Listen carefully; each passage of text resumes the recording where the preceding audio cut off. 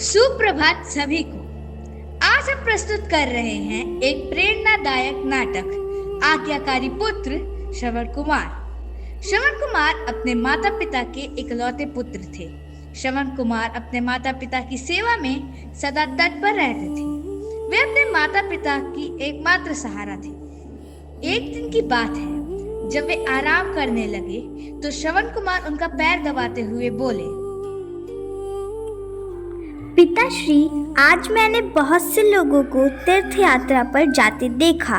वे भजन गाते हुए इतने आनंद में डूबे हुए थे कि उन्हें अपनी ही सुध बुध नहीं थी। काश हमारी भी आंखें होती तो हम भी तीर्थ यात्रा पर जाते। क्या कहते हो जी? अपने भाग्य को सराहो, हमारा बेटा ही हमारी आंखें हैं। तो ठीक है पिताश्री, माताश्री, मैं आज ही आप दोनों को तीर्थ यात्रा पर ले चलूंगा। श्रवण कुमार ने अपने माता पिता के लिए 2 टोकरी बनाई, उन्हें कंधे पर उठाया और तीर्थ यात्रा के लिए निकल पड़े।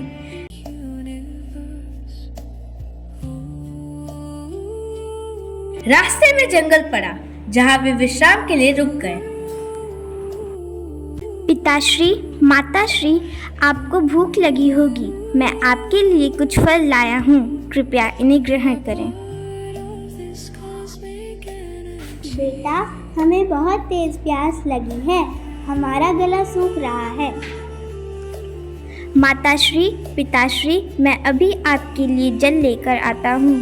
नहीं बेटा, मत जाओ, तुम हमारे साथ ही रहो। हम तीर्थ पहुँचकर ही जल पी लेंगे।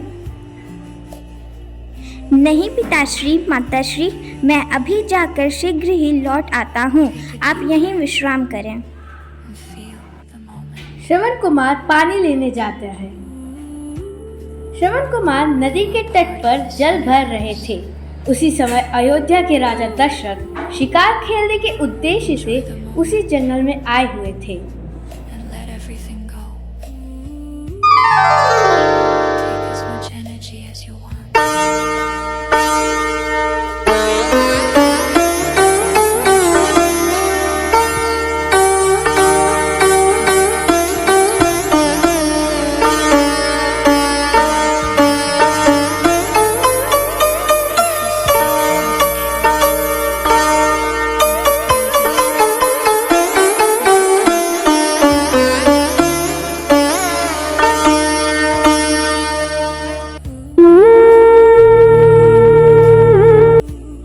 राजा दशरथ ने आवाज सुनी, जैसे कोई हिरण जल पी रहा हो। वे शब्द बेरी बाढ़ चलाने में निपुण थे। उन्होंने बिना देखे ही आवाज की दिशा में बाढ़ चला दिया।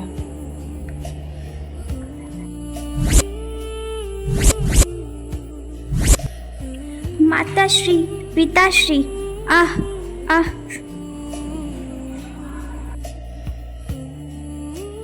हे ईश्वर, यह मैंने क्या कर डाला? हे बालक, तुम कौन हो? मुझसे बहुत बड़ी भूल हो गई, मुझसे पाप हो गया। राजन, मेरे माता पिता प्यास से व्याकुल हैं। कृपया उन्हें ये जल पहुंचा दीजिए। मेरी चिंता मत कीजिए, बस उन्हें जल पिला दीजिए।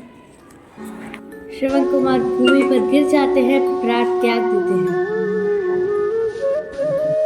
राजा दशरथ अत्यंत दुखी मन से जल का घड़ा लेकर श्रवण कुमार के माता पिता तक पहुंचे।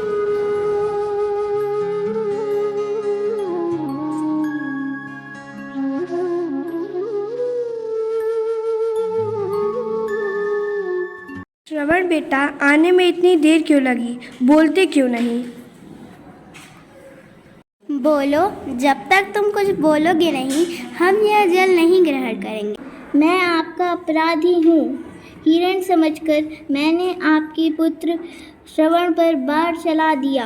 यह मेरे जीवन की सबसे बड़ी भूल है।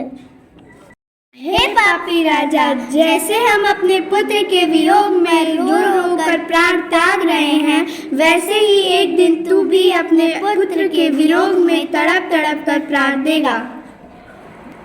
वे दोनों प्राण त्याग देते हैं। हे प्रभु, यह मेरे पाप का प्रायश्चित कौन करेगा? इस प्रकार आज्ञाकारी श्रवण कुमार ने अपने माता पिता की सेवा में अपने प्राणों का बलिदान दे दिया। उनका जीवन हम सभी के लिए एक प्रेरणा है कि माता पिता की सेवा ही सबसे बड़ा धर्म और सबसे सच्ची पूजा है। श्रवण कुमार का जीवन हमें यह सिखाता है कि हमें अपने माता पिता की आज्ञा माननी चाहिए, उनकी सेवा करनी चाहिए, क्योंकि उनका आशीर्वाद ही हमारे जीवन की सबसे बड़ी पूंजी है।